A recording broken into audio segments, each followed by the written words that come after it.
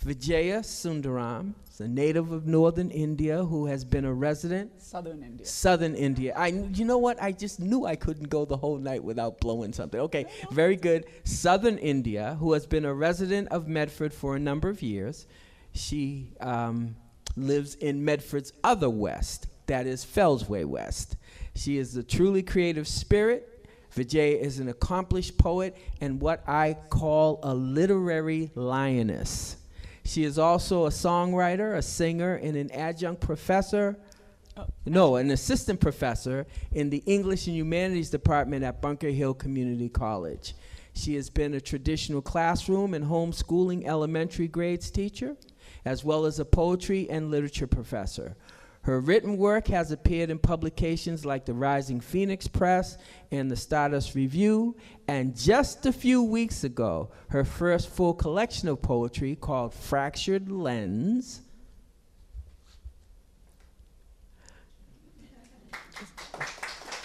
very good, was released by Somerville Cervania Bava Press. I have known Vijaya for a little over 2 years now. We've worked together on a few occasions, and I've been blessed by our association and allyship. She is a poet of great power and clarity. There is substance, style, and depth to her writing. She is a progressive thinker and understands social injustice, prejudice, and systemic inequity from both a personal and intellectual perspective. In many ways, we are kindred spirits.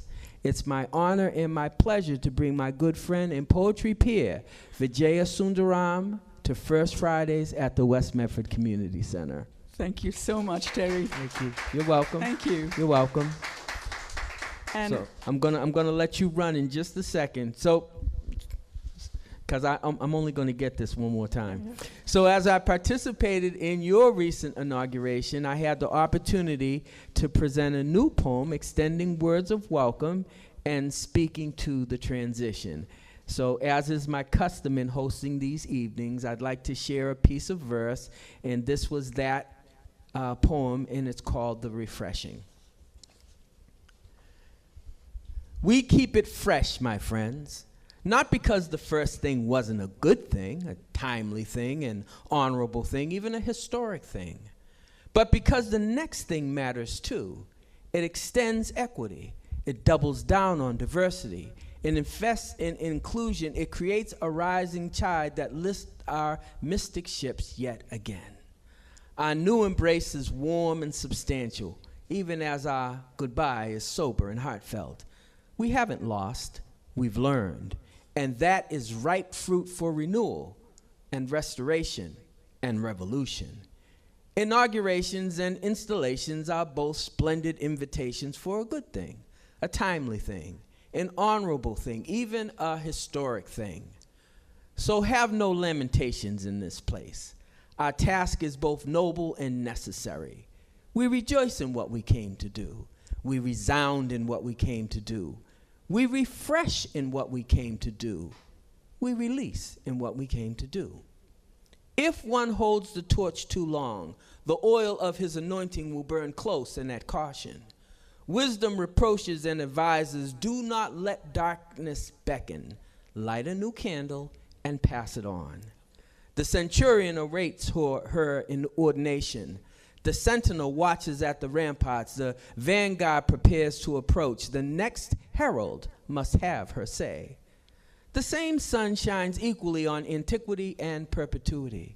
Let the old inform the new, even as the midnight sky informs the morning dew at the break of dawn. Let what was become what is and is to come. So let's keep it fresh, my friends, because while the first thing was a good thing, a timely thing, an honorable thing, even a historic thing, the next thing matters too. Let it extend equity. Let it double down on diversity. Let it invest in inclusion. Let it create a rising tide that lifts our ancient ships yet again. For Vijaya. Thank you so much. What a beautiful poem. I'm going to have to clap. Thank you. Thank you. Thank you so much. So that's the lay of the land. So let's have a friendly chat with my old friend and your new friend, Vijaya Sundaram. So, Vijay, can you talk a bit about your early journey to the U.S. as an immigrant from India? Kind of what brought you here and why did you stay? Ooh, well, that would lead me to include my husband, Warren, who very kindly showed up and gave me my glasses when I needed them. I completely forgot I needed them. Thank you. I had to signal to him. So I met Warren in 1986 in the city of Pune. I had just arrived in Pune in 1985 from the south of India. He had just arrived in 1985 from Boston on a scholarship to study Indian classical music. I was at Ferguson College studying my master's in literature, and he was there hosting musicians in his house. So through a series of interesting events, I ended up at his place, not knowing it was his place. Mm-hmm.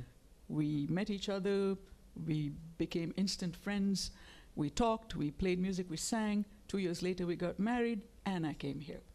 Wow. That was it.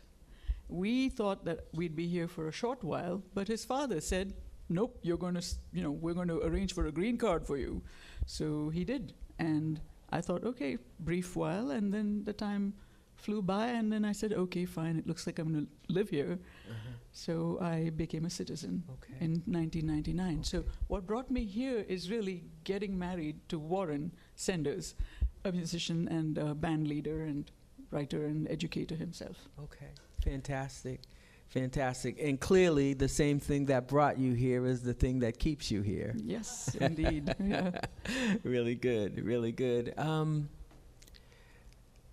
Differences, whether it's cultural, sociological, environmental, between where you were and where you are. So when I was in the city of Madras, which is now Chennai, and Pune, which is now Pune, things obviously weren't as automated as they are now. Mm-hmm. And so the differences there were that people would... The body language is different, facial expressions are different. Mm-hmm. You speak English, but it's not the same. Okay. It's not that we spoke a different grammar, it's that we spoke a different culture of English. It's hard to explain until you've lived in two places for any length of time. If you just go and visit, it's not the same thing. People will make allowances for you. But if you live there and then you live here, you learn that your facial expression and your body language change imperceptibly. Mm-hmm. The way you walk, the way you carry yourself. So in the city of Pune, men didn't look at women directly unless, were you equals in college or something like that. You'd sort of look respectfully sideways, or maybe not directly. Uh-huh. So that's one of the differences. So I remembered feeling annoyed when I went back, and people didn't look at me directly because I'd gotten used to it over here. Wow, okay. So another thing that I had gotten used to, there's so much. I remember when I spoke over here and gestured, people didn't understand me. And I thought, surely I'm making sense. I'm speaking grammatical English, and I speak and enunciate clearly. So what is it that they're missing? What is it that I'm missing? And I think they were primed to misunderstand me, and I was primed to not understand that they didn't understand me. Do you know what I mean? I think So I do. It's really hard to explain, but I remember thinking I was very clear and someone misunderstood what I was saying. Mm-hmm. And it's almost like when they hear your name, for example, you write your name, Vijaya, they imagine that it's something else. It's exactly as it's written. But because mentally you're thinking it's a foreign thing, you're sort of not noticing what it really is. Okay. Again, it's very imperceptible. Yeah. When I went back to Pune the first time, all the shopkeepers said, "Where are you from?" I said, "I'm from here." They said, "No, you're not from here. Where are you from?" So both ways, everything changes, and it's impossible to put it into words. All I know is you stand differently if you're in America. Okay. You talk differently. You are more direct. In India, they are direct. They're very direct, but it's different eye contact. Okay. Wow. So wow. that's so just one of the interesting. things. And then, of course, everything else is It's too big a thing to go Okay. into. It's a cultural thing. It's a different talk entirely.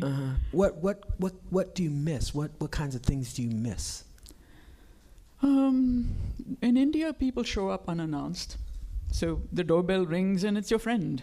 It's a neighbor.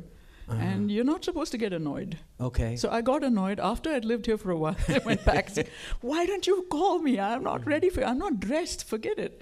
But it's very sweet. It's Okay. one of the nice aspects of India. People come, there's fluid movement between homes and houses. People show up Yeah. and they're there for you. In a way, it's not that obvious here. I'm not saying they're not here for you, but it's too far-flung. The communities are too disparate. Yeah. But in India, you know, my mother and my aunt live alone now in a flat. My grandmother died, my father died, my grandfather died. 2 older women living alone, and they're very brave. You know, in India, you can't, it's always the man who protects you. Over here too, actually, but people deny it. You know, but, I mean, I'm talking about the mindset. But here it's much more independent. Okay. There, the women are becoming more independent. So I miss the coming and going of people over Okay. there. I miss the crowds on the street. I could ride my bicycle late at night and never be afraid. I would ride from Deccan Gymkhana, where I would have done a recording for the Indian Institute, the Film Institute of India, Okay. with Warren. He was staying there, and then I'd ride my bike home, and it would be midnight, and people would be going, not just men, but men and women and children, going for a midnight snack Oh my. for the local, you know, the local restaurant or something. It was really charming. So Yeah. I miss that. Okay. When I first came here, I thought, where are all the people? There's no one. Yeah. You go out on the street at 8 o'clock and you're saying, I'm afraid, you know. Yeah. That was the first year. After that, I got Yeah. used to it. There are a lot of communities where they roll up the sidewalks Yeah, at yeah, 10, yeah, you yeah. know, where I live in Randolph now. Yeah, they pretty much roll up the sidewalks at 10 I like o'clock. that. So, I like how you said it. you homeschooled your daughter? Yes, indeed. Okay. Did you ever say, what the heck have I got myself into? How is it different from teaching a group of young people in a traditional classroom? So I have the advantage of having taught Okay. in public school. I taught for 17 years in Winchester Mm-hmm. as an 8th grade English teacher. I saw what the pressure was on the kids. Mm-hmm. I inadvertently added to that pressure, even though I did my best not to, and they appreciated it a lot. You still have to, because there are expectations. Right. There's homework, there's tests, there's things you need to prepare them for. The parents are, you know, I need my child to get into Harvard or whatever, you know. So you have to deliver without killing their spirit, you know. And I did my utmost. I worked like a dog. Okay, dogs don't work, but I worked very hard. I worked to make sure that I provided a safe and happy place for the students. Okay. There would be music playing, but still I saw what their pressure was. you Yeah. know. When they came into the classroom, I'd have a free write when they came in. There'd be a prompt on the board, there'd be some guitar music, and there'd be plants on my hanging from the walls, from the ceiling. Yeah. Pictures, no motivational pictures, just pictures of art. And so that was nice, but Okay. not everybody had that. And I'm not blaming anyone. This is we need to deliver, and public schools are great. Yeah. So and I love being a public school teacher. I still think that we need them. Absolutely. People think it's either or. It's never either or. I loved being, and I would have continued being a public school teacher had I not gotten burned out from like giving 100%, 200%, if that's possible, every time. But I was getting older and tired, so I left that. But I saw that, and so when people in my public school asked me, why are you homeschooling your daughter? I said, there's room in the world for all kinds of people, and there's room in the world for all kinds of schooling. Yes. There's public school, there are private schools. No one questions the private schools. Why are they even there? And then the charter schools that take, you know, some Bits of both. Yeah. Yeah. And then, so I said, there's room for all of us, and there's room, and if you can do it, why not? And look, I'm reducing the pressure on public schools There by you go. homeschooling. So my arguments were very logical, and they couldn't really say anything against it. But I didn't plan to homeschool her.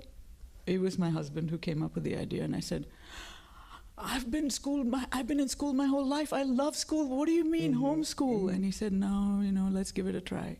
And it worked. It worked because we are both teachers. Okay. Okay. And we know what needs to be done. If we don't know a subject, we know how to approach not knowing it. But even those who are not teachers will tell you that homeschooling worked for their children.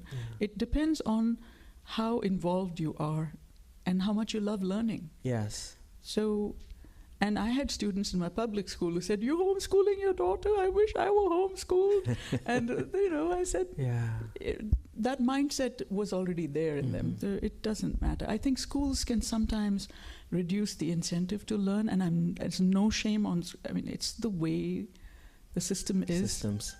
And I have nothing against, we're trying to do the best we can for everybody, and not everyone has the advantage of, being homeschooled. Okay. And I loved the public schools because they gave lunch, breakfast. They had the kids who didn't have, I had some students who didn't have that at home. Yes. And they would come and have their free lunch or breakfast. They had access to guidance counselors. They had access to psychologists. I was so grateful for that. And there are some things in homeschooling which could be improved. No one really checks on you. You could be doing anything. So there are some good things and bad things about both. So I covered everything? Yeah. Well, I have a sense that the accountability piece wasn't a big deal for you. Not for us, but it could be. I don't think you needed folks checking on you. Yeah. But okay, very good, very good. So talk a little bit about your work at Bunker Hill. So after 4 years of intense homeschooling, so we were homeschooling while I was a public school teacher. I'd come home after teaching for 6 hours, spending time with my students after school, and coming home, and I'd read 6 chapters at a time of a book for my daughter. I would leave assignments for her. She was not good at handwriting. She has a great mind and wonderful speller and a great thinker. But her handwriting was still, awkward, like mine is still. So I would leave these little dotted things for her to write over when she was very little, and then she got better. I would teach her some math. Warren would teach her more math and music and woodworking and Indian and Western music. So she learned guitar growing up and classical Indian music. And we, enrolled her in Indian dance class and swimming. So all of that. So after 4 years of, doing intensive that and nothing else, I began to feel the itch of wanting to teach in a public setting. So I found, someone said, "You should apply to Bunker Hill Community College." And I said, "But don't you need a PhD?" And they said, "No, not always." So I applied, and I went through the interview process, and that was as an adjunct in 2019. Then they had an opening. I applied and interviewed. And they gave me the job last fall. So this is my second full year at Bunker Hill now. I love it. Absolutely. And I love teaching those students. They're fantastic. So what surprises you most about the work that you do in teaching now, your students and such? Well, when I first entered the college, and Bunker Hill is quite a sprawling place, I knew very little about it. I frankly didn't know anything about community colleges, shame on me, but I didn't. And I learned rapidly. And the first sense was that I have entered the United Nations. Yes. I loved being there. So many brown faces, so many Africans from Africa, so many African Americans, so many Spanish speakers, so many people from various countries, from Eastern Europe, from India, from Pakistan, Bangladesh. I loved it. And China and Korea, China and some Japanese students and some Vietnamese students. So I had students from everywhere. And they came with different strengths. And it was lovely to teach them. They were there to learn. The difference between teaching children, and again, no offense, children are beautiful to teach, and grown-ups, is that the grown-ups are there because they want to learn. And the children are there because they're made to go to school. Let's face it. They'd rather be outside playing, and who can blame them? And but I love teaching these students, and it was hard because there was a multiplicity of educational systems to which they had been differently exposed. And so I had to figure out how to make it equitable for all without dumbing down the syllabus and making it inspiring. So they had to read William Zinsser or Kurt Vonnegut or Virginia Woolf or James Baldwin, who is very hard for even English speakers to read.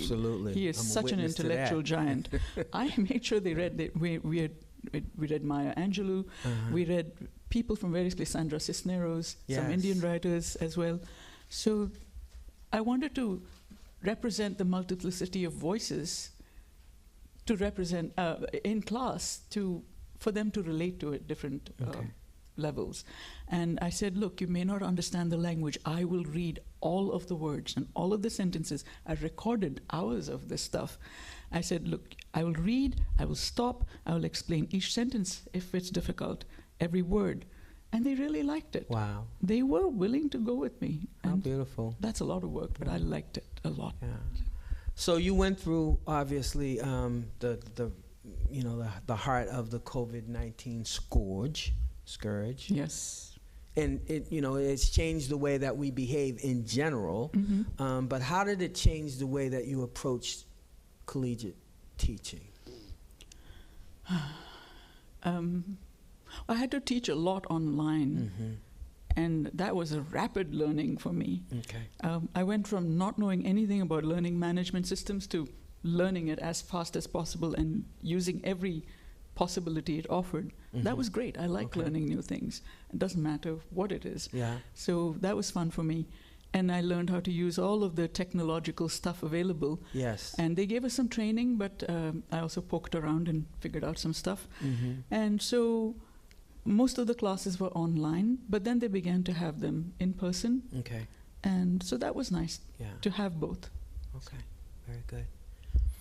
So I'm going to shift gears a little bit, and I wanted to ask you, what made you decide to apply for the Poet Laureate's opportunity in Medford? I actually knew nothing about it. A friend of mine, she's not actually a friend, an acquaintance, whose children took my poetry club.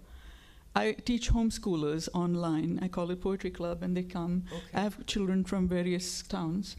And so her children were she lives in Medford, and she said, this thing is being advertised. You should apply. My children rave about you. I said, I didn't even, because I wasn't reading the paper. I was too busy teaching. Yes. So I didn't see it. And they said, you should apply. I said, okay. So the first time I applied, but I didn't get it. Terry got it.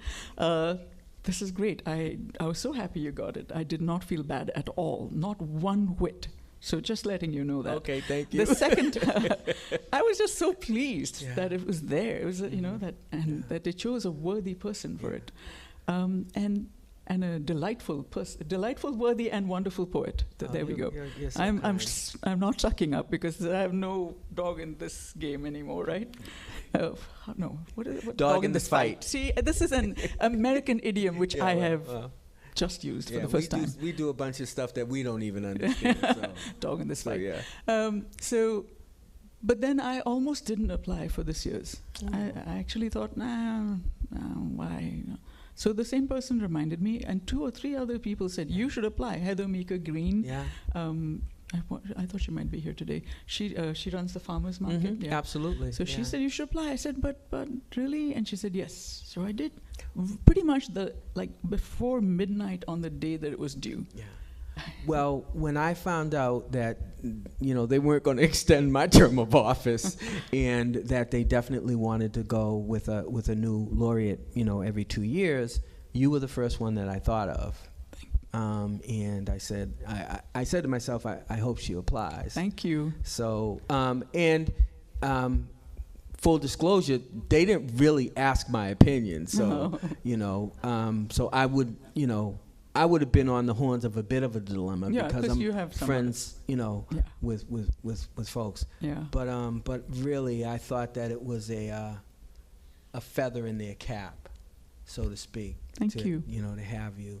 And and I wasn't at all sheepish about sharing the distinction with you because like I said in the piece, pass the torch along. Let's move it on. I really like that actually, that we can have many poets coming, because Medford has some really, really good poets.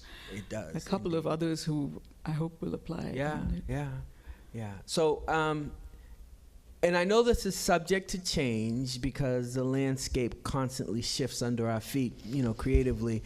But, kind of if you have a vision of maybe some of the things that you'd like to do or some of the things that you'd like to see as Poet Laureate, kind of what what would it be? What are some of the things you maybe thought about? So I was actually thinking, and I don't know how this would work out, but I do want to run both an online and in-person poetry club.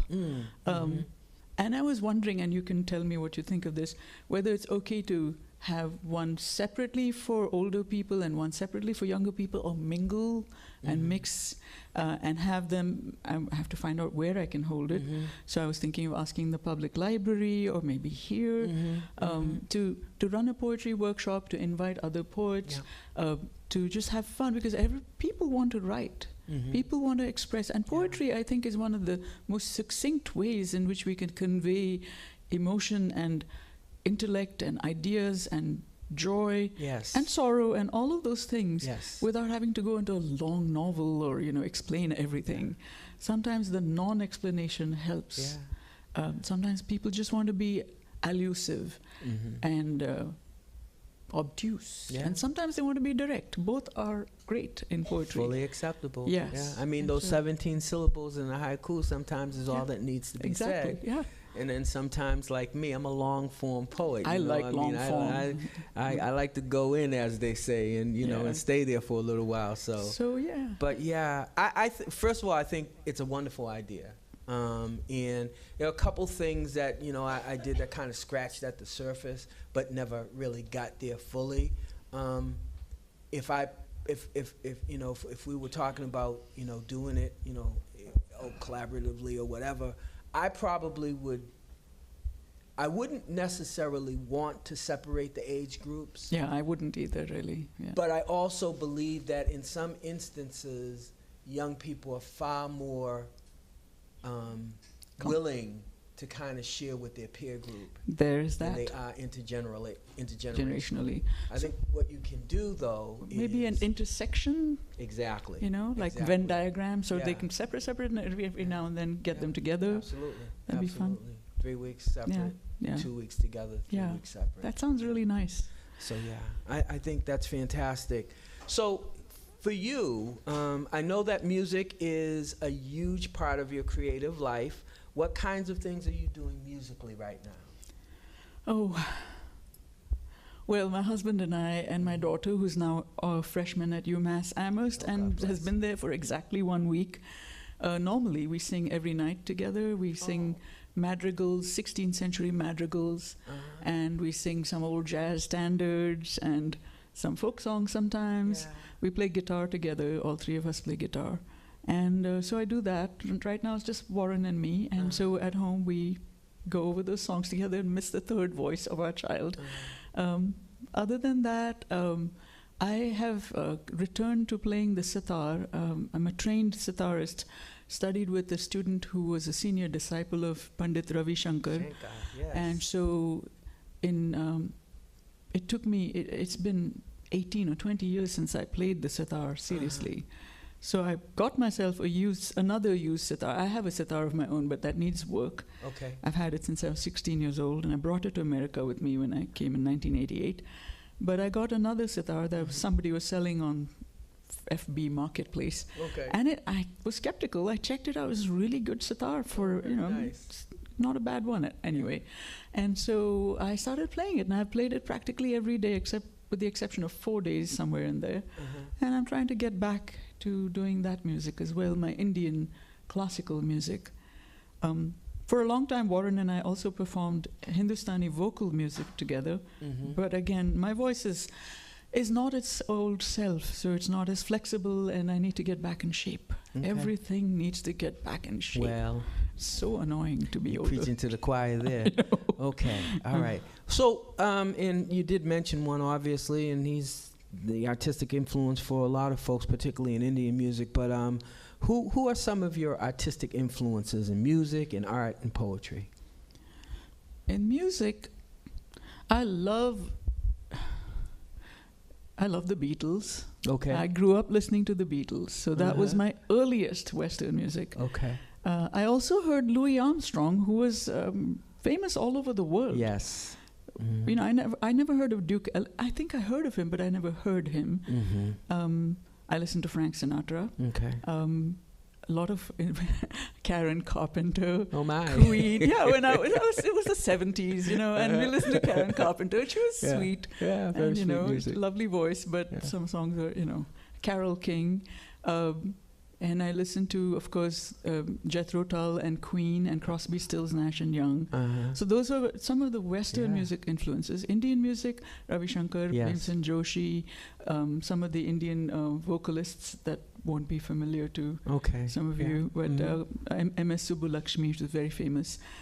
So I listened to a lot of them growing up. It was playing in the house. And of course, Indian Bollywood songs that were on the radio all over the time, all over the place, blaring from houses, from rickshaws, from everywhere. It was in the air. Warren can attest to that. Music is in the air. Like, you cannot help but pick it up. It's like that. And no one thinks twice if you burst into song on the street. Here you have to think, oh my God. I remember being very wary about singing. Now I don't care. I sing if I want to. It doesn't matter. But over there it was just, everybody sang. Okay. And, you'd get on a train or something, and a blind man with a little boy might come with a one-stringed instrument and sing the most unearthly beautiful music. And then get off the train and maybe make a few bits of few paisa, few coins, and then go off. So, music was everywhere. Yeah, I love it. So that's in music. And what was your other question? Art, poetry in particular, Poetry, who do you love? yeah. I had a teacher in the 7th grade, as you'd say here. I went to a convent school, so that's a separate story. I'm a child of Indian Tamil Brahmins who, like several other Tamilians and Brahmins, sent their children to convent schools because that's where you got the best education. And they said, well, in an English-speaking world, we want our children to have the best chance. So we were all forced to speak in English in class, in school. None of us were encouraged to speak in our own language. I'm embarrassed about that now when I think about it, because I didn't grow up. I grew up speaking my language at home, but not in school. Not in school. And with my friends, I spoke English. We all speak English. Yes. Anyway, so in 7th standard, the nun who was teaching us, his Sister Lena, I've acknowledged her in my poetry book. Sister Lena was lovely. She was a very stern but beautiful-faced woman with the habit. In those days, they wore the full habit. I don't know how they survived Chennai heat. And then they switched to saris, thank goodness. But they wore the full habit, and she would read us Wordsworth. And my ears perked up. So William Wordsworth was the first poet who caught my fancy. Lyrical poets, yeah. I loved the romantics and the lyrical poets at that time. So I also loved Sarojini Naidu, who was an Indian poet from the freedom struggle era. And she wrote in English, but she wrote beautiful sort of lyrical poems about Indian situations. And Rabindranath Tagore, the great Indian poet who won the Nobel Prize. That's right. He wrote in Bengali, but his translations were lovely, and I grew up reading his work. So, and then, of course, Keats and Shelley and the rest of them. And then Emily Dickinson and Robert Frost, I loved them. Okay. And a whole lot of other poets. I read everything that came my way. Okay. When I was 10, actually, my neighbor Sundar, which was short for Sundaram, which is like my name, he was a writer and a journalist who had this beautiful, pristine bookcase, several glass-covered bookcases in his house. He'd invite me over, and he and his wife would be very kind to us. His children were grown, and they had children. And I'd jump over the wall from my house to his house, and I'd go and stare like a kid in a candy store because I loved books. I read them non-stop. I had no life. I mean, other kids, I would climb trees like Maria von Trapp. I would scrape my knees. Oh, by the way, that was a big influence. And I looked at his books, and I saw the complete works of Oscar Wilde. I saw the complete works of William Shakespeare. He loaned me my Rabindranath Tagore, and he said, keep it. He gave me the Oscar Wilde, which came with me to America in 1988. I came with 3 big books, the complete works of William Shakespeare that my father gave me, the complete works of Oscar Wilde that Mr. Sundar gave me, and all of the Rabindranath Tagore. So his books, they were selections of poetry, so I can't even name all of them. There were so many, but I read all of those. Wow. When it came time for me to go to college, I'd read everything. So I had the best college life. There I you didn't need go. to study Yeah, a thing. I was uh-huh. like, bye. And I just did my work. Perfect. I want to keep track of time because Okay. there's a couple things I want to make sure we get to.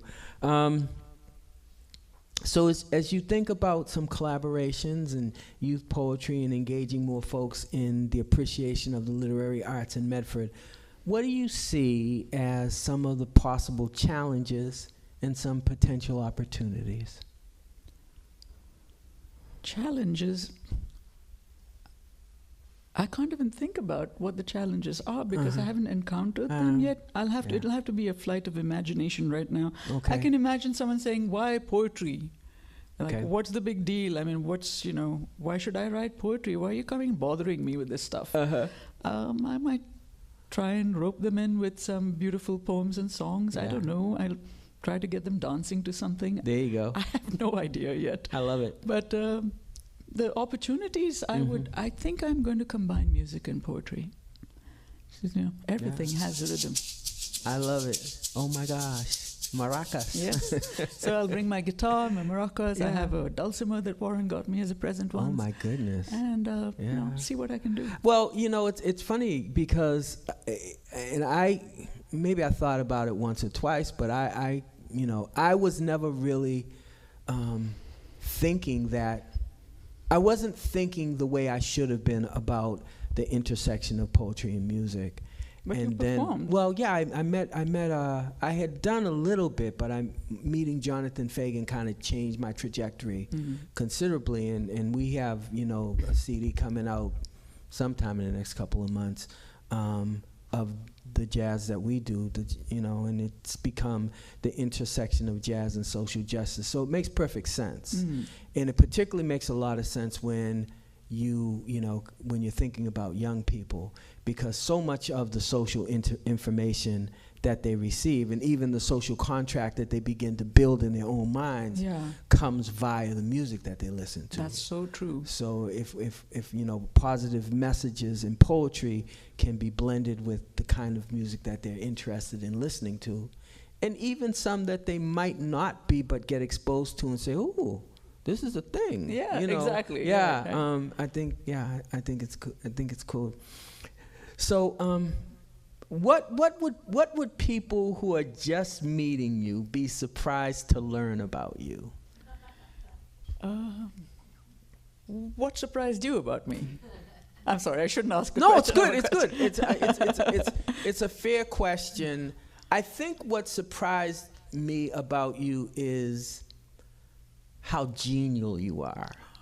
If that's the word that I can use, how ready you are to embrace the potential for friendship.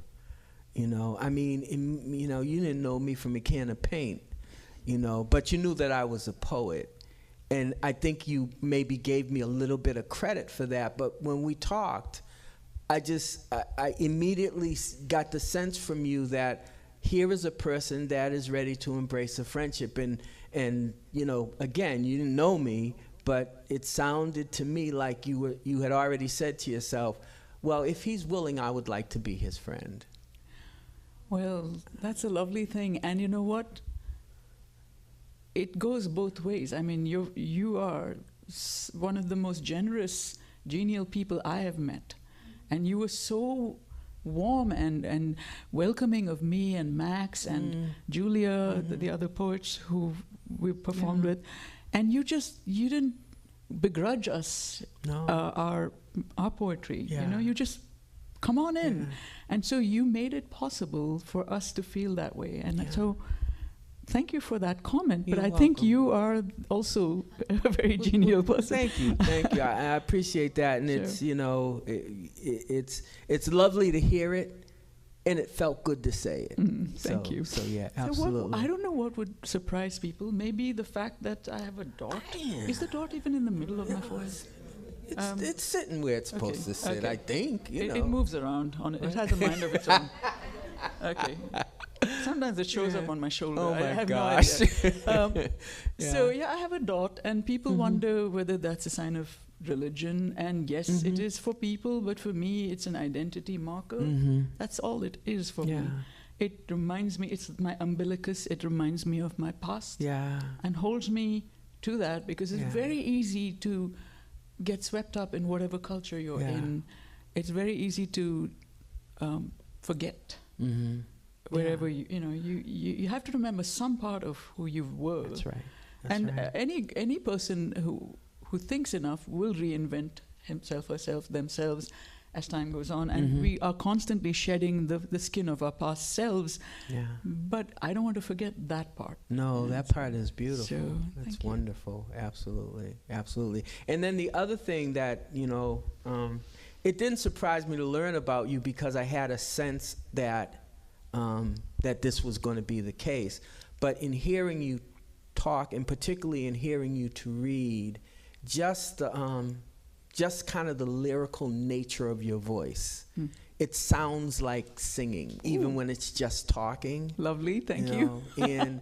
And for me, because I always like to think that's what I do. That Right. the rhythm and the lyrical nature of what I'm trying to get across. Right. I'm always hopeful that people hear that they say, yo, dude, that man, that's musical, brother.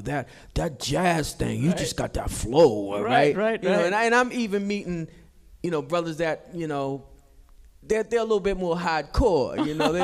They I say like we say it, they from the hood. You know what I'm saying? Right. And so when they hear me, they're like, yo, man, do you rap? Do I was you just rap? gonna I ask said, you too. I said, I mean, I know. I said, not knowingly, right? Not intentionally, but a lot of where I'm coming from has kind of that lyrical edge to it. So true. So, and especially when I'm going deep on some of these themes of social justice, because I know that younger people won't receive it the way that I want them to unless it kind of comes at them with a bit more of an edge to it. Right. So I have those places. I in love me the too. internal rhymes and the end rhymes that you have. They're so wonderful, and the consonances and assonances that you use in your writing.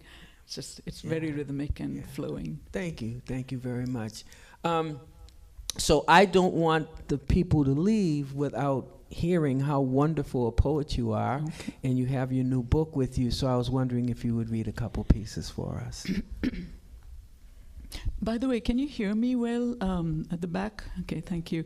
Because sometimes people say I'm not speaking into the mic, so I just want to make sure. Thank you. All right. I didn't actually plan to decide which one to read, so let me see. It's okay.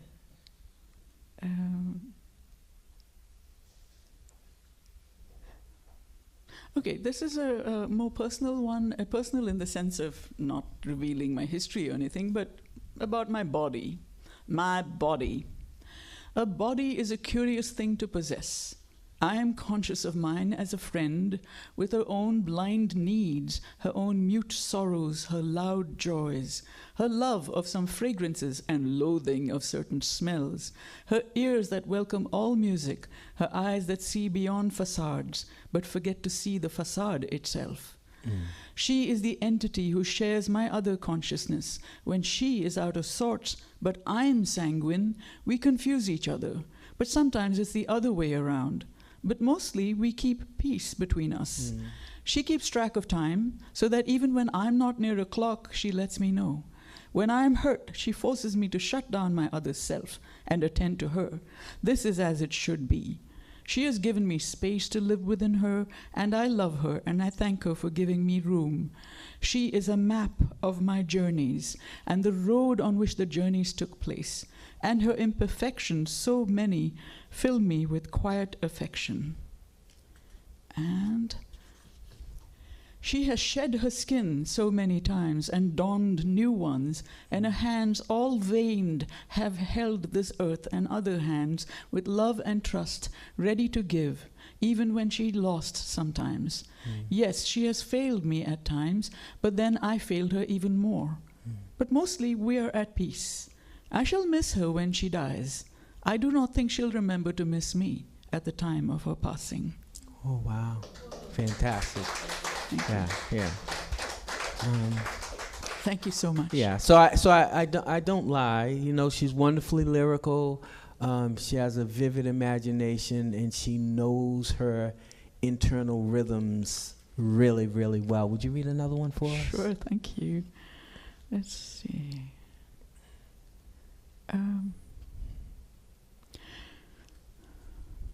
So this was when I was reading about children in cages in detention centers, and it was really hard, and you feel so impotent with rage, and you can't do anything to help, because what are you going to do?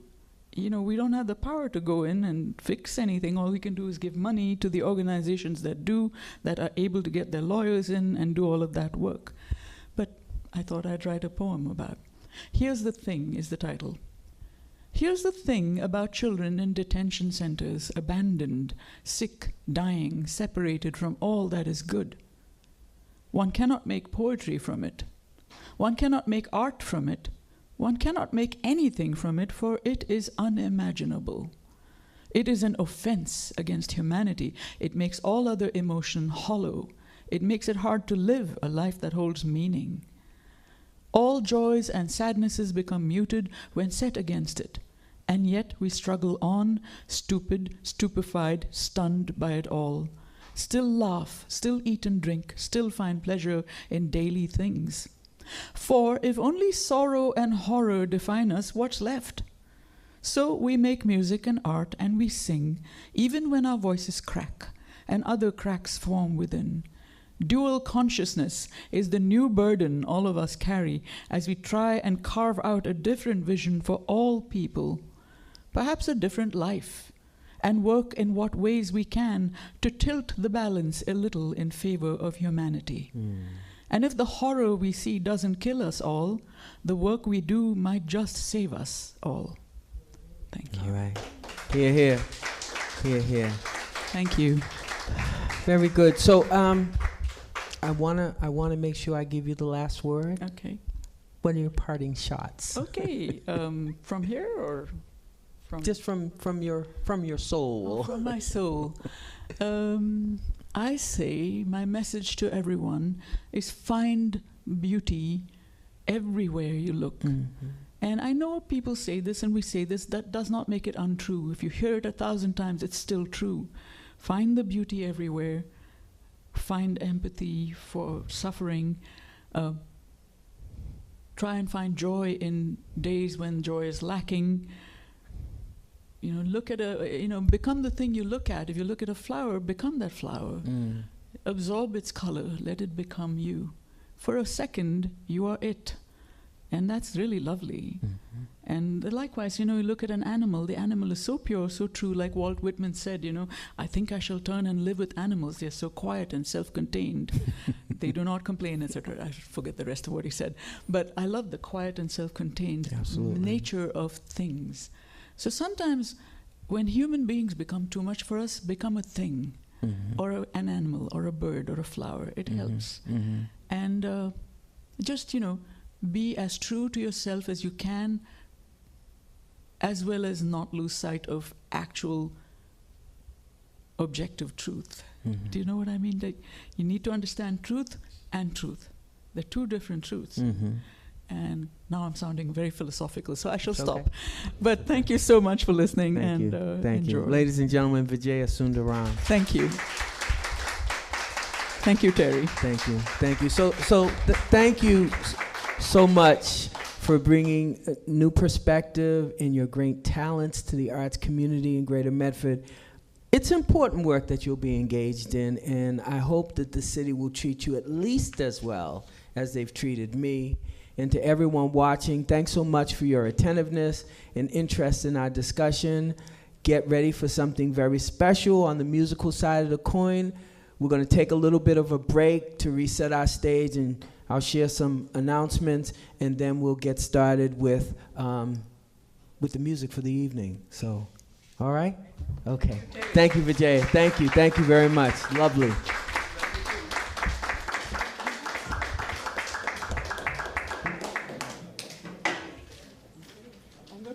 Mask just because. I hope that's okay. You have copies of your books? Oh yes, I have. Oh yes. So the book is called Fractured Lens, Okay, retail $16, and if you'd like it, Vijaya has them available so that you can purchase it. Okay, you're welcome. Okay.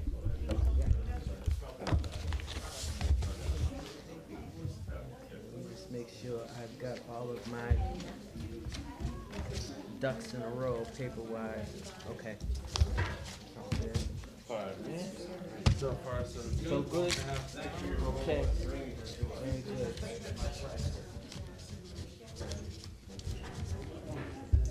Hey, how are you? Good, good. All set. We're getting Hello. Yeah. I'm gonna take this table away. I'm gonna steal these.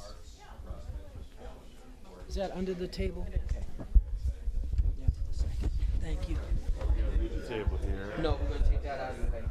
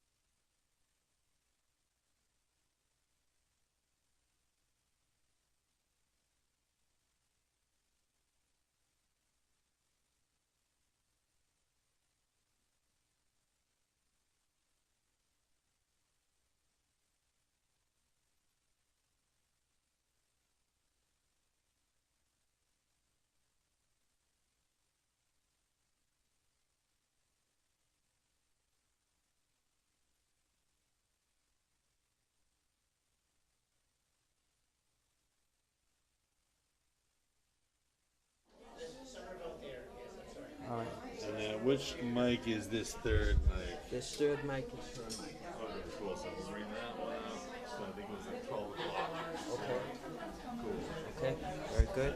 And if you need more gain, just let me know and I'll come and adjust it. I can let you know. Okay. So yeah, so that's hers. So now is this kind of like yours? Yeah, yeah. It's just cool. This is like the right way. Is that mic picking up the guitar Yeah. in addition to her vocals? Or does she No, I have? think she's plugged into Oh, does she have like a pickup? Yeah, that's Oh, perfect. okay, cool. And that would be like less in the It's got like way. an acoustic Yeah. electric or something. You want to sit in the note? Yeah, it's got a. Yeah, yeah, that's cool. Yeah. So do you want to be plugged in? Yes, I'll be plugged in. Like, yeah.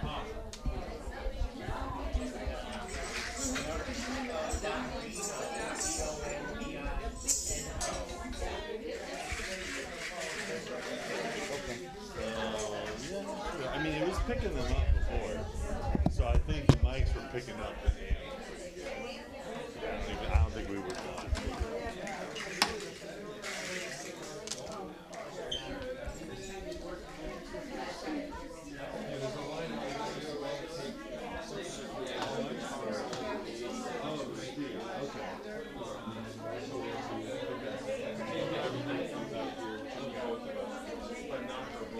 Yeah. Do you want me to try to grab an XLR and take a feed out of the amp, or do you want to just like stick with it as is for now? I think it'll be okay. Okay, we'll be okay the way it is. All right, Yeah. sounds good. Okay. She's mic'd up, so you should be okay. Okay. Okay, folks, we're going to keep it moving. Okay. Yeah, keep her moving. Yeah. Okay. Very good, very good. All right. That's all right. Commerce, blind commerce. I love it. I love it. If it wasn't you, it would be me, so don't worry about it. I got books in the trunk of my car, just like I told you. Okay. So first of all, I want to, and you know, some of you might be in the audience and some of you might be watching out there on TV land and so forth. But thanks to everyone who joined us for the recent 2-day Medford Jazz Festival. We had a great, albeit hot, time on both days, and the music was really, really wonderful. So it was I think it was a real feather in the cap of the community center to be able to stage a 2-day jazz festival again in our own backyard. So I just want to say thank you for everybody who came out. Okay, so elders join us each week, Tuesday through Thursday, for a nutritious lunch and vibrant fellowship. Lunch is served at 12 noon. You can call 781-483-3042 to make a reservation with either myself or with Lisa. So if you feel like you have history with this organization and want to show special love or support, please consider purchasing a commemorative brick to be placed under our front portico here at WMCC. This is actually the second iteration of the Brick by Brick fundraising campaign, and we're excited to offer a new group of friends and neighbors the opportunity to participate. See me or Lisa or actually any board member to get a form, fill it out, and write a check.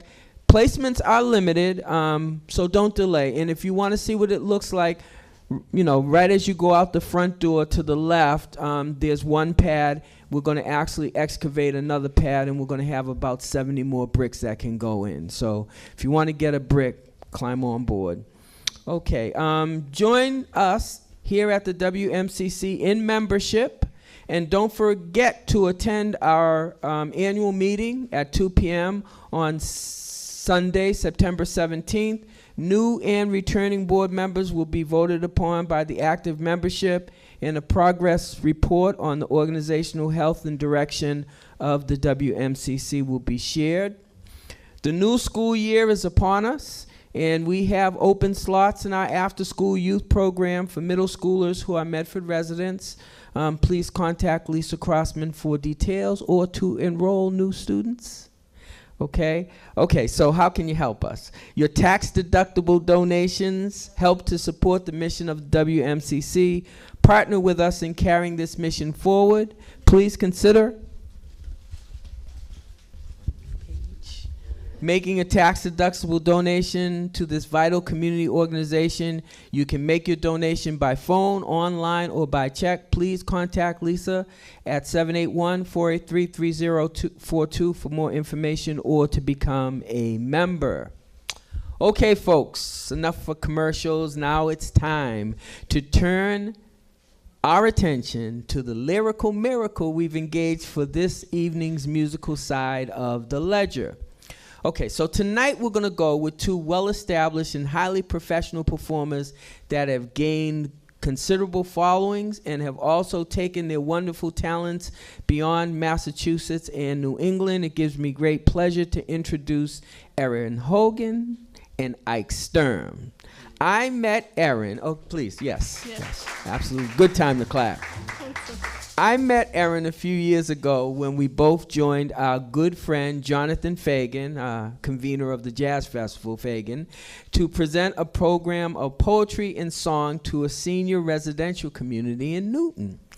Erin began the program, and I was really, really impressed. She has a remarkable voice. About halfway through my poetry, I got heckled. One of the seniors shouted, "Bring the singer back!" So that's what we did, you know. Erin's extensive training includes heavy influences in classical music, opera, jazz, folk, and the Great American Songbook.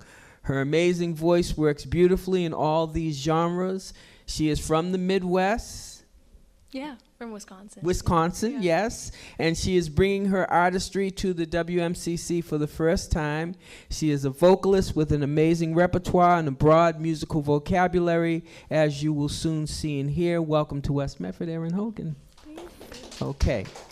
So, no less accomplished and highly sought after as a musician, a songwriter, composer, and arranger, let me also present Erin's accompanist, bassist Ike Stern. Like Erin, he is also from the Midwest, hailing originally from a musical home in Wisconsin. His first teacher was his dad, a renowned composer and arranger by the name of Fred Stern. Ike has performed with luminaries like Bobby McFerrin, the band leader Maria Schneider, and Kenny Wheeler. He has played on 4 Downbeat award-winning recordings and alongside numerous creative ensembles in New York, where he spends most of his time these days. Ike also studied jazz and classical bass and composition while earning undergraduate and graduate degrees at the renowned Eastman School of Music. Ladies and gentlemen, please give a warm West Medford welcome to Erin Hogan and Ike Stern. The floor is yours. Whenever I hear that I played with Bobby McFerrin, I'm like, whoa. Yeah. Super lucky. So excited to be here. Thank you, Terry, for the warm welcome, and everyone. Beautiful. Thank you so much for your offering. I'm super excited to play. The first song I like to play is called Pretty Sorrow. It's an American folk song, but we kind of take our own little journey with it, inspired by jazz and all my different musical influences. I moved to Boston from Chicago, where I was doing my undergrad. I just graduated from Boston University doing opera. So, but I'm ready to take my own kind of journey with music, and I'm really happy to share this with you all.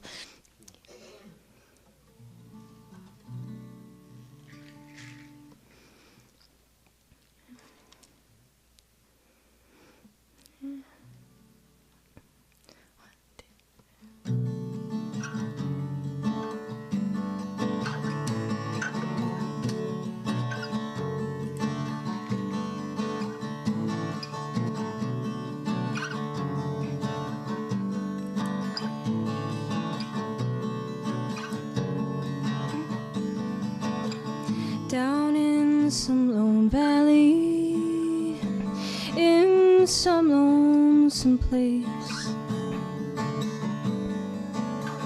where the wild birds do whistle, the notes do increase. Farewell, pretty sorrow, I bid you adieu. And I'll dream of pretty sorrow wherever I go.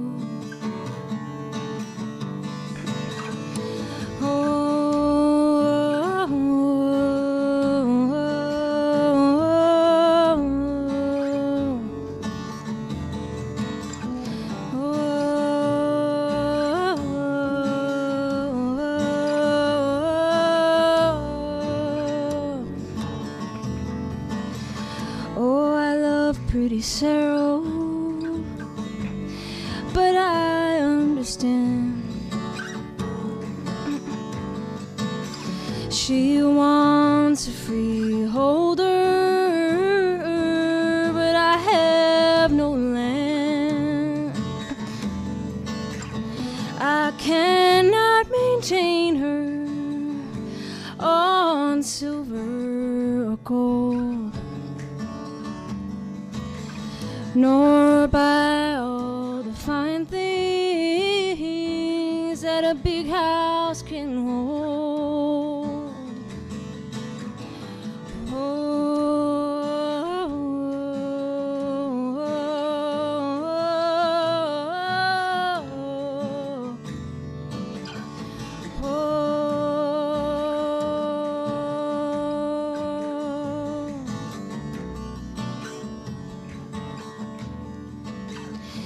if I were a merchant and could write a fine hand, I'd write my love a letter that she'd understand. But I'll wander by the river where the waters overflow, and I'll dream of pretty Sarah wherever I go. And I'll dream of pretty Sarah wherever I go. Wherever I go.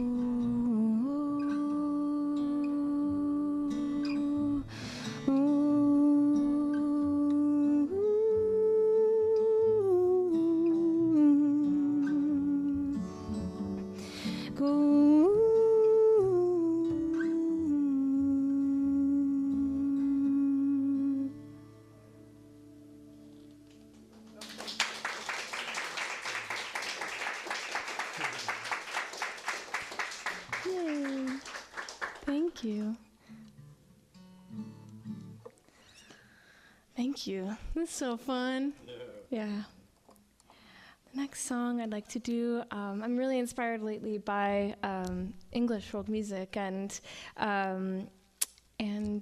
Irish folk music. I've been listening a lot to that. I did some work with the Silk Road Ensemble last month in August, and it's really, that time has asked me to reflect on my own heritage and my own influences too. I've studied jazz, I've studied opera, I've studied, and I haven't really studied folk music. It's only something that I've listened to, and so I'm really happy to play these pieces by one of my favorite singers. Her name is Sandy Denny, and she is just, I would say, I can't stop listening to her. I'm pretty obsessed. Next to like Joni Mitchell, I think she's like one of my favorite singers and someone that I draw a lot of inspiration from. And so these are two songs that are, I think, really special to me, and I don't think are done enough. Actually, some of my favorite opera singers have done this first song, Who Knows Where the Time Goes, on some of their albums, so I can even hear the classical influences in this music, and yeah, I hope you enjoy.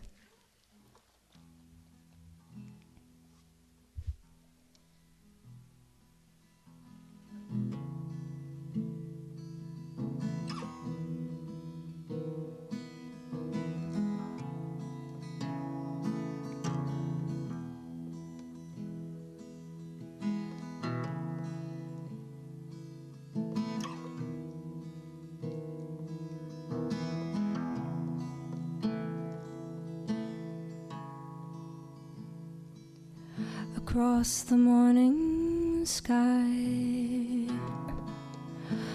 all the birds are leaving, but how can they know that it's time for them to go before to fire? I will still be dreaming.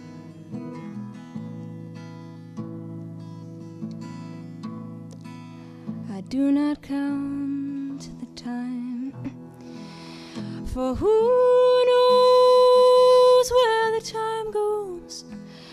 Who knows where the time goes?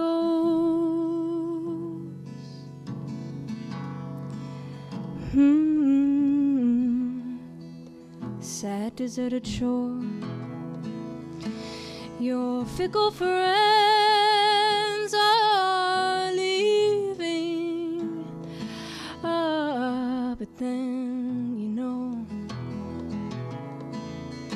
that it's time for them to go. But I will still be here. I have thought of leaving.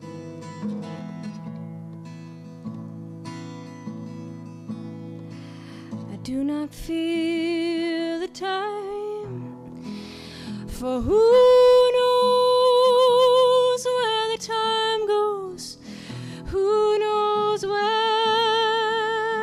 the time goes?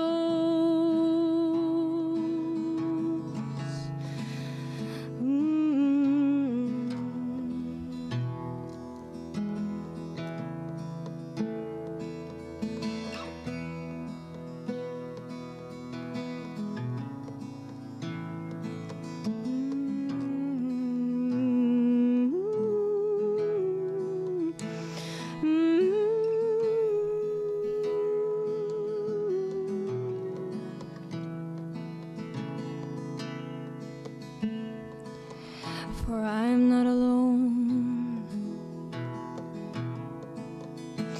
While my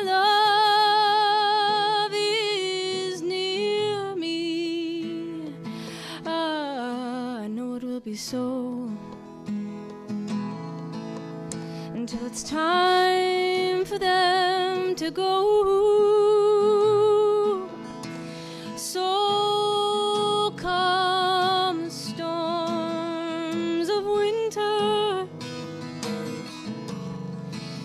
and then the birds in spring again. I have no fear of time, for who knows how my love grows? Who knows where the time goes? Who knows where the time goes?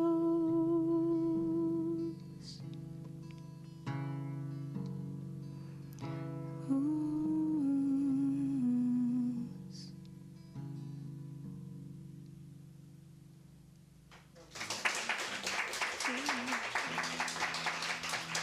Thank you.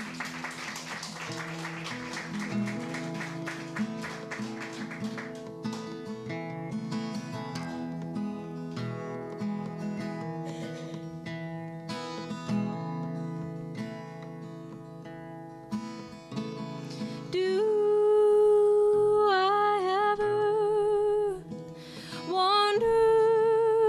You don't know. You ever follow, and I'll never show. Do you see the water and watch it flow and float an empty shell? Do you think that I'm hiding from the island?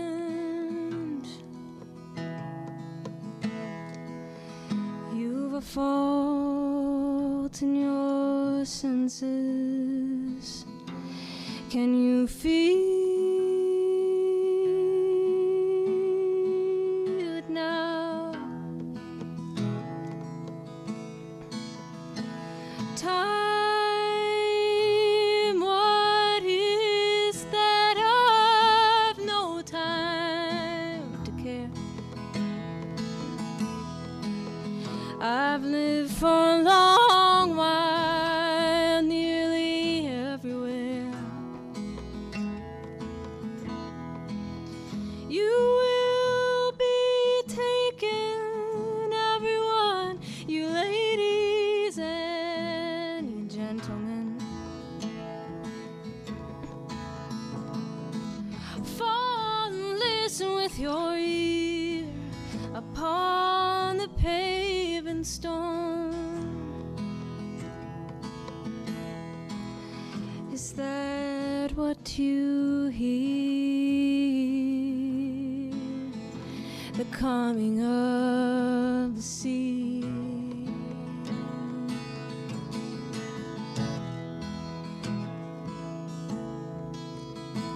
Sea flows under your doors in London town, and all your defenses are all broken down.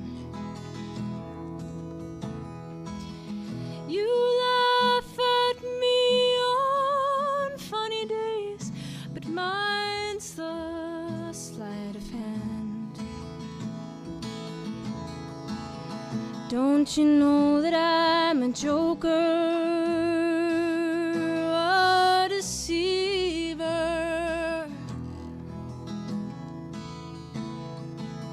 and I'm waiting, waiting, waiting,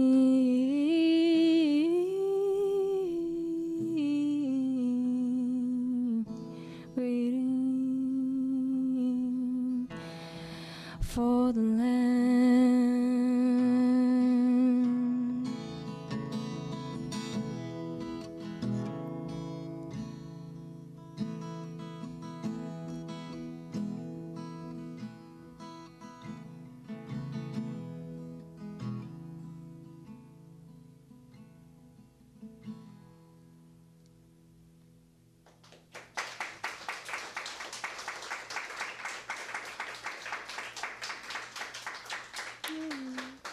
Yeah, I'm super so happy to be here with you all. That was called "The Sea" by Sandy Denny.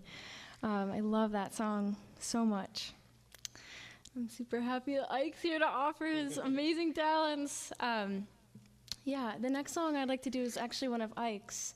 It's so beautiful. It's called "Connection," and he wrote this in 2020. And if you wanted to say a little bit about your piece, Ike, you'll quickly realize why it's like one of my favorite songs. Yeah. So nice to be here with you guys tonight. What a beautiful space, this building. We got to walk upstairs and just get just a very early glimpse of like how unique and special and uplifting this place is. So I'm just really inspired being here. And this piece, I was thinking about getting to play this piece in this space because I guess after a few years ago when I heard the news about children being separated at the Mexican border from their families, I was really, do you want me to use Aaron's mic? Thank you. Hello. Thank you so much, Kevin. A few years ago, when I heard this news about children being separated from their families, it hit me so hard, and it's one of those helpless feelings where you don't want something to happen and you don't quite know what to do. And in my little sphere of influence, what I could do was sort of write my thoughts down and make some music. And we were able to share this at a church where I worked in New York City, a place they called the Jazz Church, called St. Peter's. And so we were getting to play this piece at that time, and I actually kind of put some other feelings into it too, because I have two kids myself that are 14 and 18.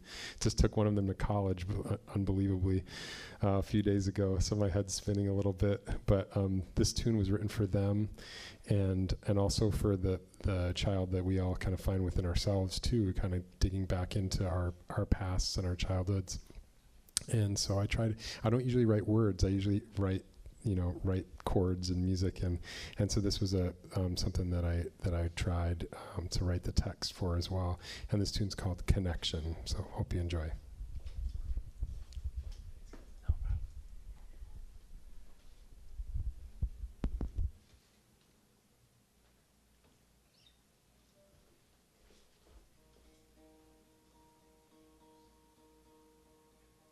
Got to be in tune to be able to connect. I have a friend, this great jazz guitarist named Gene Bertoncini. He's in his 80s now. Thanks, Aaron. Sorry. Just makes such a scene every time I try to say something. Maybe I should not say anything. That's a good hint. No, but I have a wonderful friend, Gene, and he always says every time you're tuning your instrument, he goes, "Man, how long have you known about this gig?" How long have I known about this gig? spare you all from this mic. Yeah.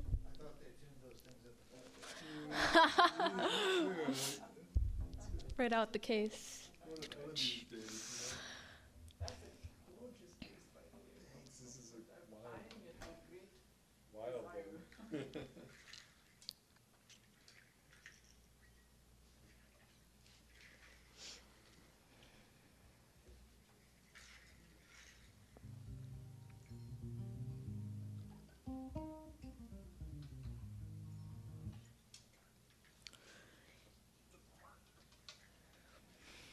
Yeah.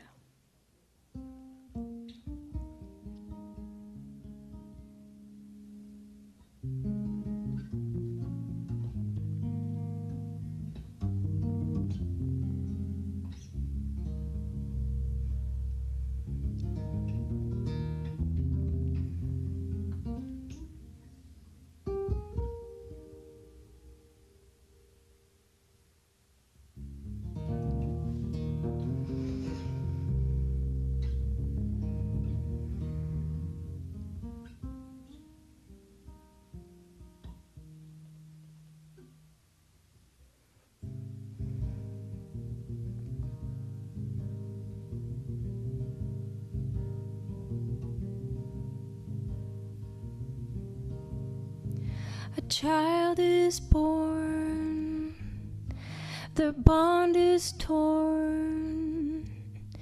Can we be free as infants weep? They forget her face, their first embrace. We won't stand by as children cry. You are beautiful, my child, just as you are. I see you standing there with a heart that yearns in you, burns in me.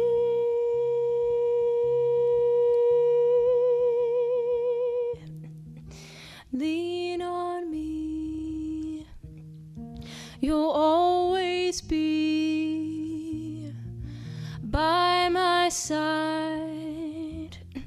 I'll be your guide.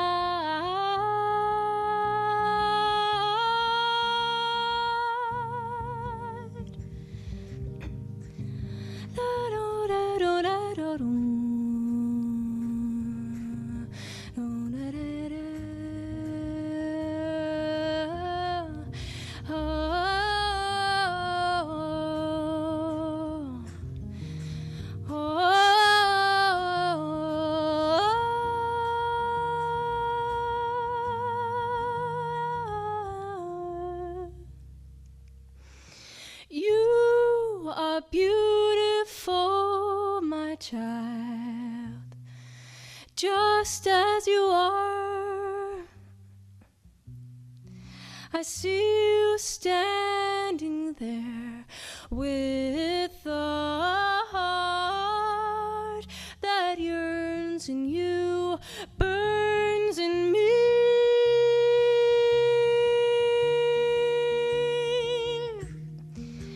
Mercy flows, connections grow, break the wall, divisions fall.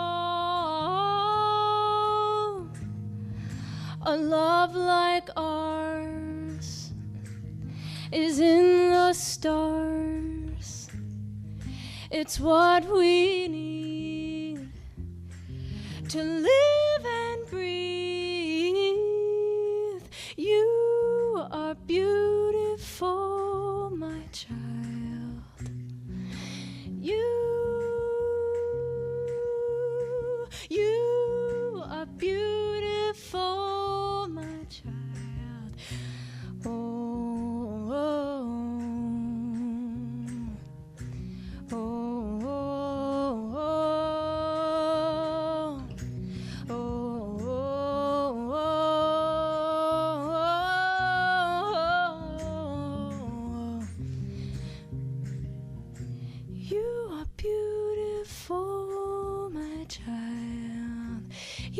are beautiful, my child. Oh,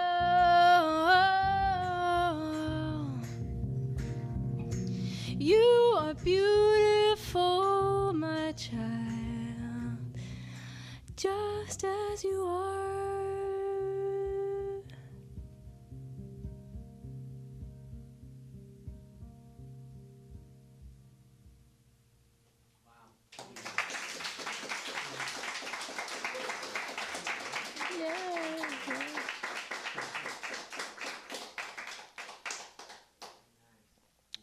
It's just one of my favorite songs ever. Yeah. Super excited to be here. Yeah, I'm gonna bring back. I actually think I'm gonna do Both Sides Now by Joni Mitchell.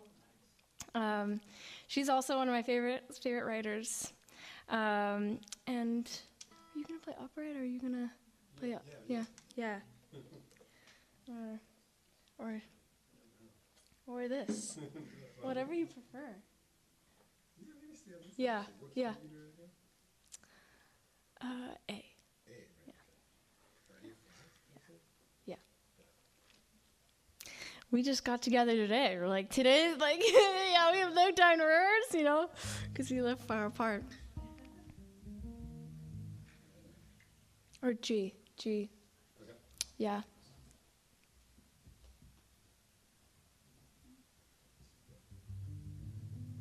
Rose and flow.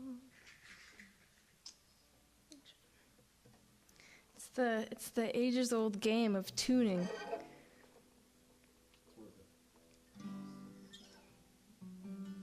Rose and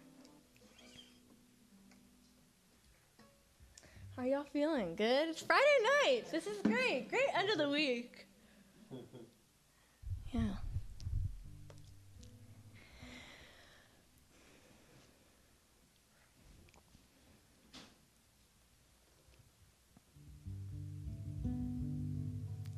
I think of these songs kind of like prayers too.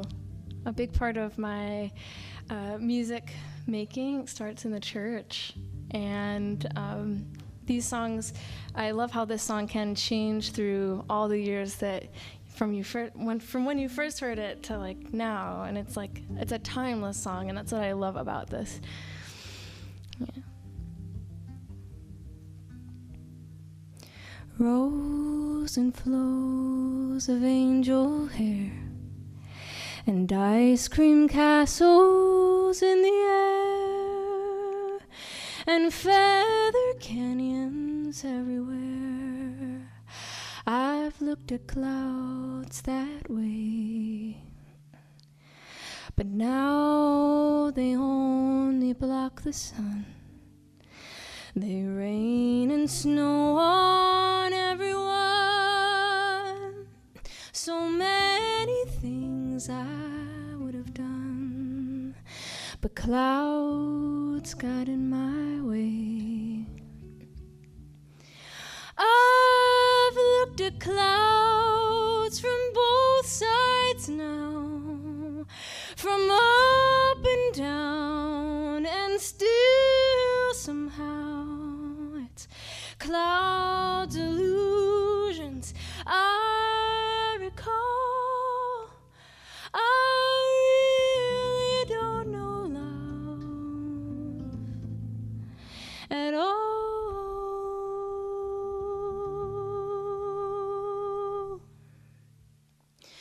Moons and Junes and Ferris wheels, the dizzy dancing way you feel as every fairy tale comes real.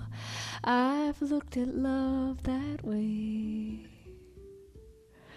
and now it's just another show. You leave them laughing when you go, and if you care, don't let them know. Don't give yourself away.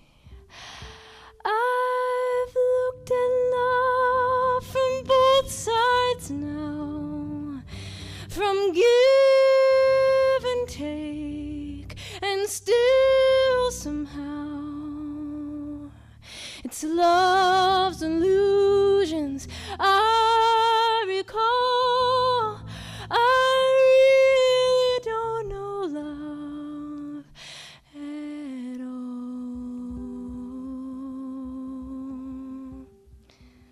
At all.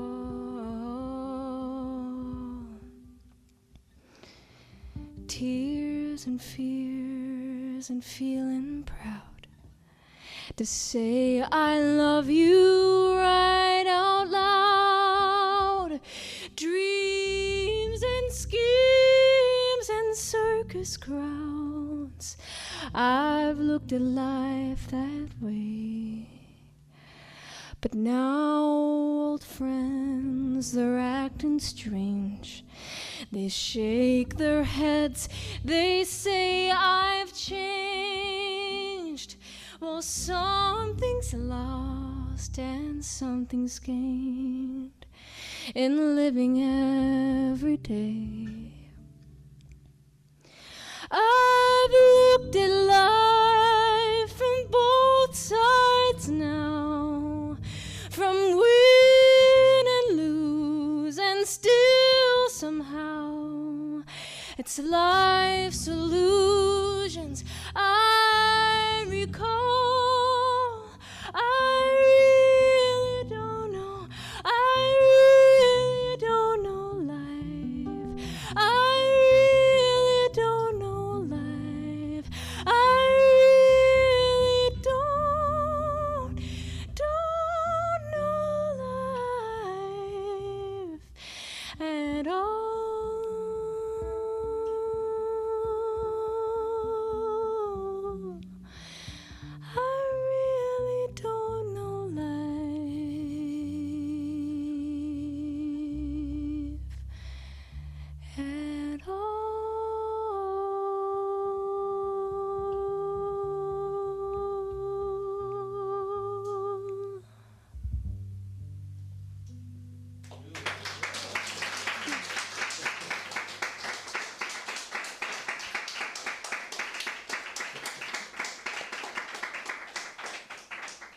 Yeah. Oh. Yeah. I feel like every time I play these songs, it's like a new time. Yeah.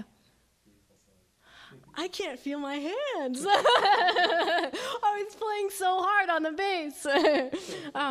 I'd like to do the first song I ever learned. It's called Moon River.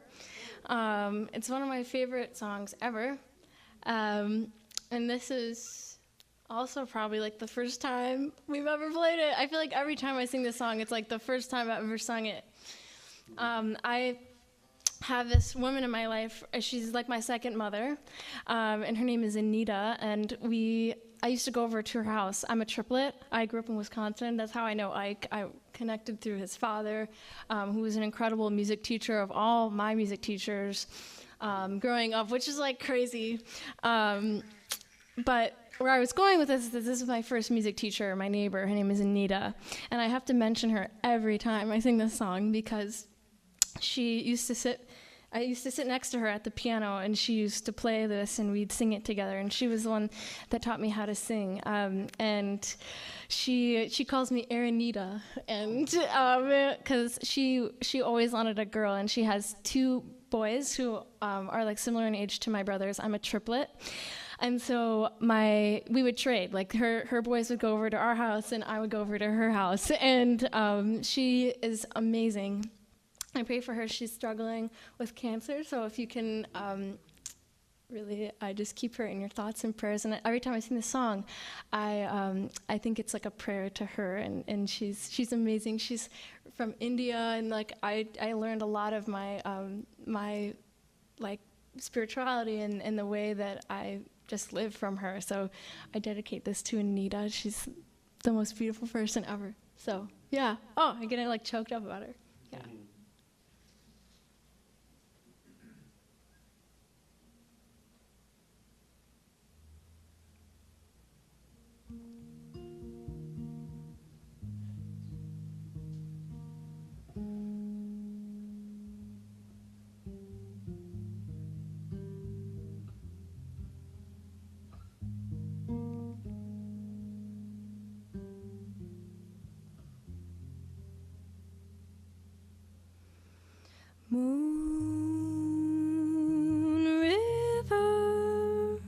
wider than a mile.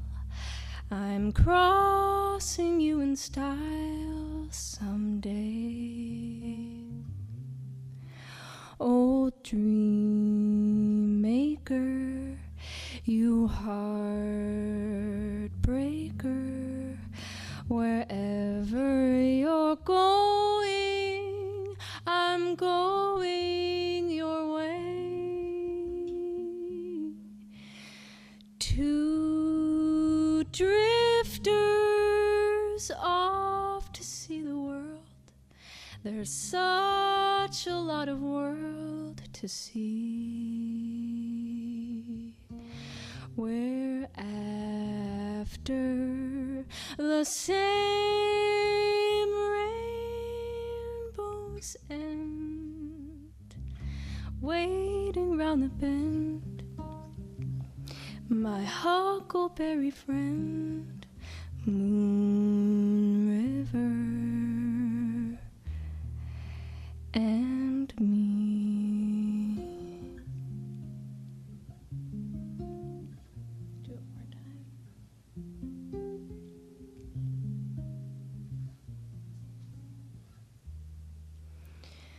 Moon River, wider than a mile.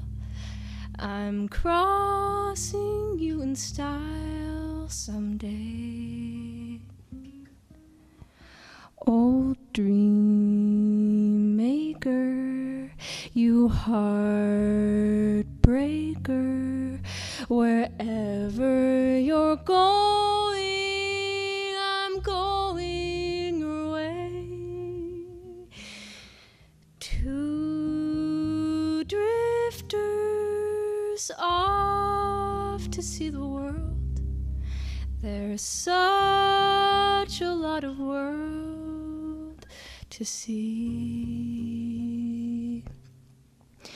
We're after the same rainbow's end, waiting round the bend, my huckleberry friend, Moon River and me.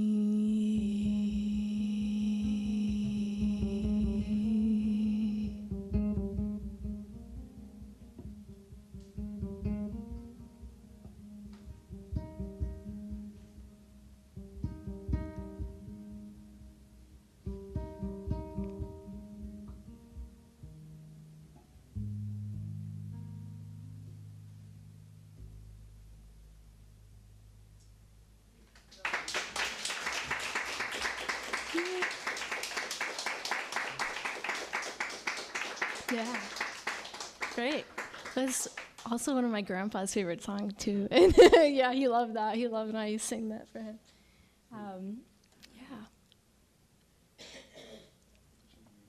Yeah. It's good for silence. I'm choking on my own water. Sorry, guys.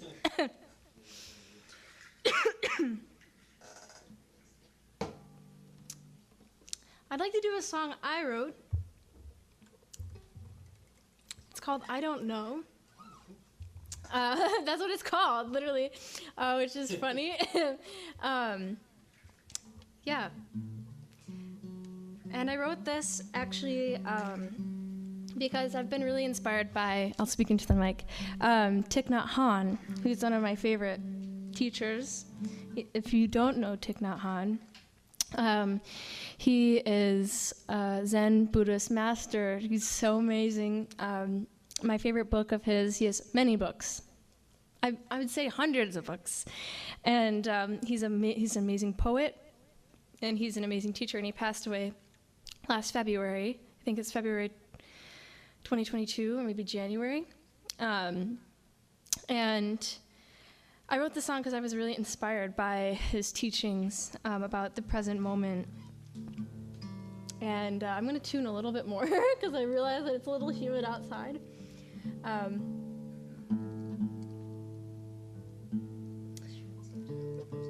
Our instruments have to get in the present. Yeah, it's like,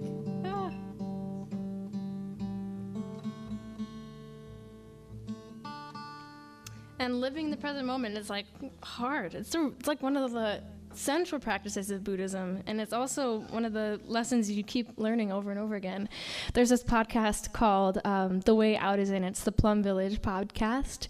And Plum Village is the monastery that Thich Nhat Hanh has. It's in France, and he has, I think now he has a monastery in Thailand, and there's a Deer Park Monastery in upstate New York, and there's many monasteries now, but yeah, like one of his attendants, his name is Brother Phapu. He was here. Actually, I got to meet him. Brother Phapu, he's like a Buddhist celebrity to me. He's just an amazing teacher. He was Thich Nhat Hanh's, and he would like probably hate that I said that. But he's an amazing young Buddhist practitioner, a Buddhist teacher, and attendant to Thich Nhat Hanh for quite a while. And I came here to Harvard to open up the Chan School of Public Health, or open up like a Thich Nhat Hanh, like I think research on meditation at Harvard. And he said that Thich Nhat Hanh always had to practice mindful walking. Like there's this thing, the practice of just mindful walking is just like being aware of each step. And we always walk, because we want to get somewhere, but the practice for Thich Nhat Hanh is just walking with no destination. And so I just think that inspired the song too. And it's like a little mantra. If you've heard of mantra singing, it's something that I'm really into. Yeah, it's like a mantra.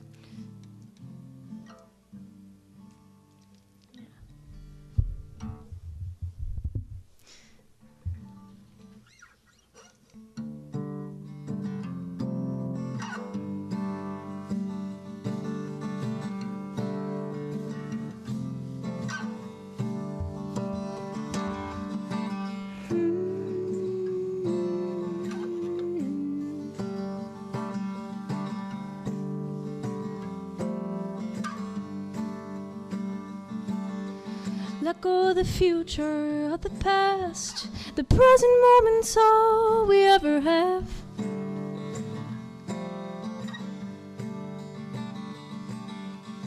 The clarity in letting go, the certainty and I don't really know.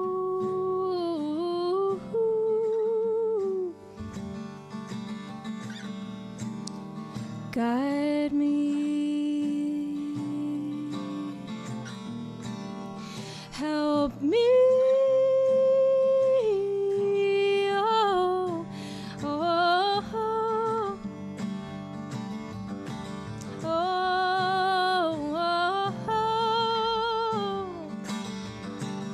oh,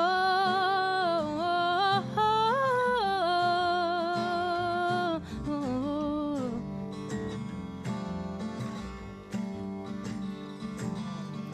The magic of discovering what heals our suffering.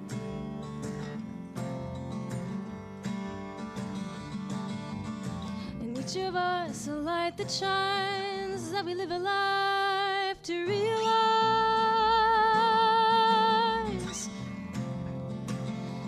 Ooh,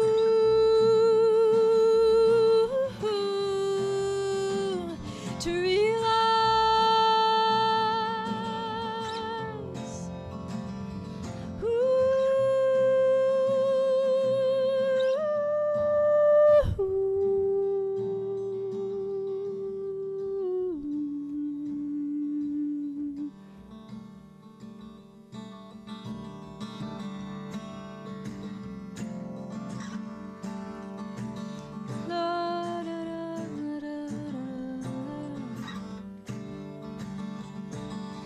Let go of the future, of the past. The present moment's all we ever have.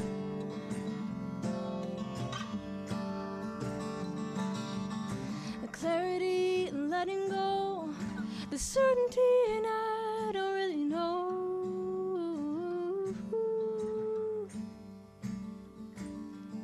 The clarity in letting go, the certainty and I don't really know.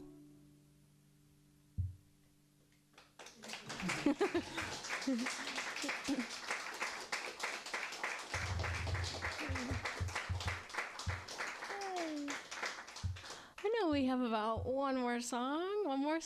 And this last one, I'm wondering, curious, if you guys would like to join me in singing, if we sung a little bit together. So I'll teach you this phrase.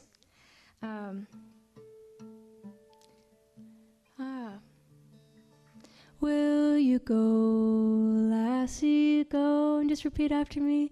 Will you go, lassie, go? And we'll all go together. And we'll all go together. Pull the wild mountain time. Yeah, here's it. Pull the wild mountain time. All around the blooming heather. All around the blooming heather. We'll do it one more time together. Will you go, lassie, go? And we'll all go together. Pull the wild mountain time. All around the blooming heather. Good, beautiful.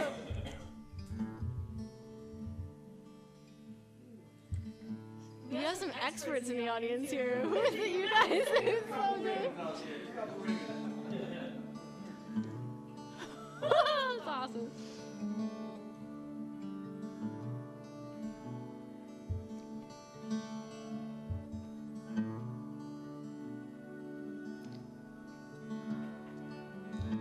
We'll sing it one more time together.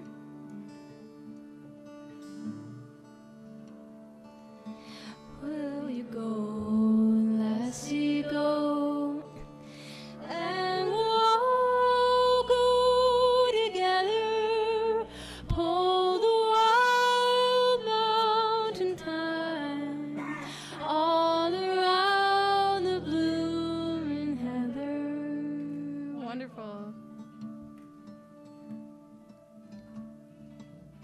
Oh, the summertime has come, and the trees are sweetly blooming, and the wild mountain thyme grows around the blooming heather. Will you go, lassie, go? And we'll all go together. Pull the wild mountain thyme. All around the blooming heather. Will you go, lassie, go? And we'll all go together. Pull the wild mountain thyme. All around the blooming heather.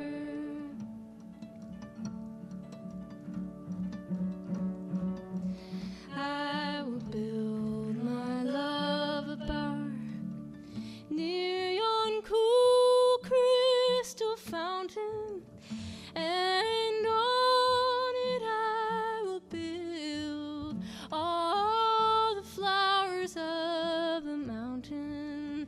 Will you go, lassie, go?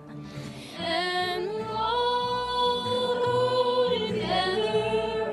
Pull the wild mountain thyme. All around the blooming heather.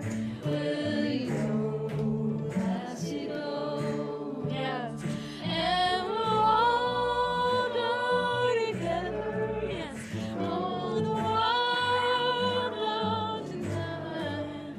All around the blooming heather.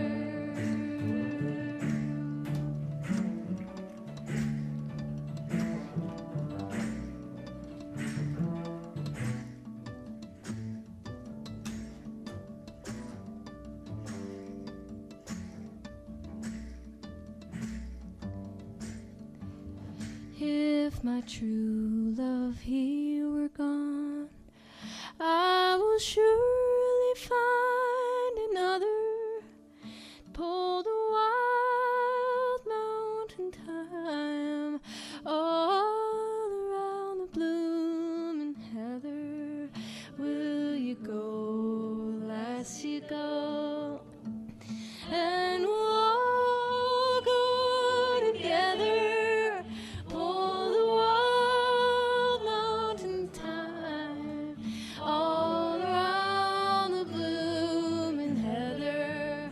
Will you go, lass, you go? And we'll all go together. Pull the wild mountain thyme all around the blooming heather. Will you go, lassie, go? And we'll all go together. Pull the wild mountain thyme all around the blooming heather.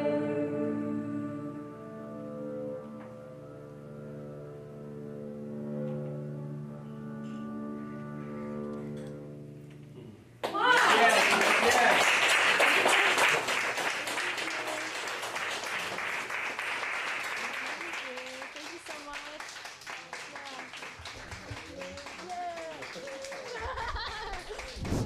Check, check. All right, all right. Aaron Hogan, Ike Sturm. Thank you so much once again for coming out and joining us tonight. Thank you for Jaya Sundaram for sitting down and having a conversation with me. Just appreciate these nights that we have together because they're few and far between. We only do it once a month, and some months we don't get to do it at all. But when we do, it's really, really a glorious time that we have together. I want to thank my friend back there, Kevin Harrington. Unassisted tonight, so, you know, he's a solo hockey player, right? He shoots, he scores. I just want to thank Executive Director Lisa Crossman for really, really being the wind beneath the wings of this program.